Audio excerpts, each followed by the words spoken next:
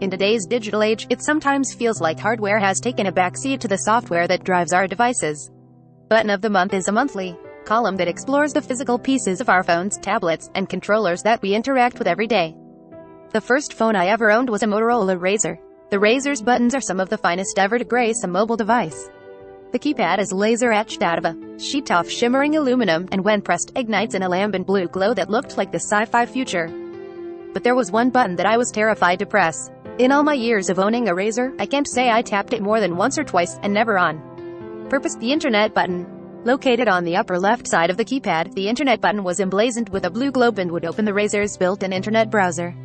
The problem, of course, was that in the heady days of 2007, when I first got a cell phone, I didn't pay for data, which meant that pressing the button was a recipe for getting hit with dreaded overage fees.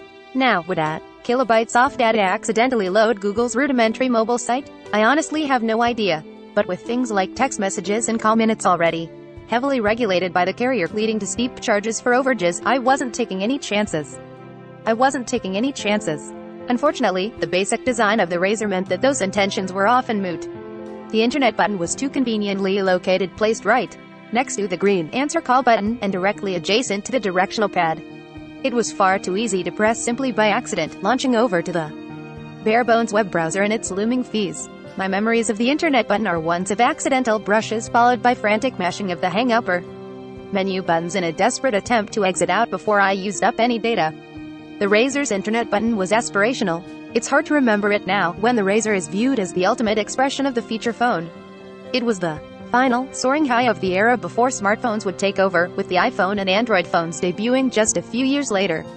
At the time it was released in 2004, it cost $500 with a 2-year contract, the same price that the entry-level model of the original iPhone would charge when it debuted in. The Razr was a luxury phone ripped right out of the future, so it had to offer features like email and internet, even if the cellular and technological infrastructure we had then wasn't ready for the Razr's ambitions.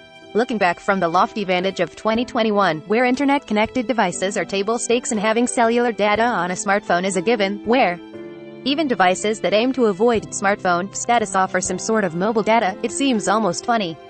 But in Razr's heyday of the early 2000s, the lethargic 2G internet that the flip phone offered was cutting-edge technology, and it demanded a hefty toll on the data plans of whomever dared to press it. The Razr's Internet button was aspirational. Motorola seemed to eventually realize that internet and email, despite its best intentions, weren't really the main draws of the Razr, either.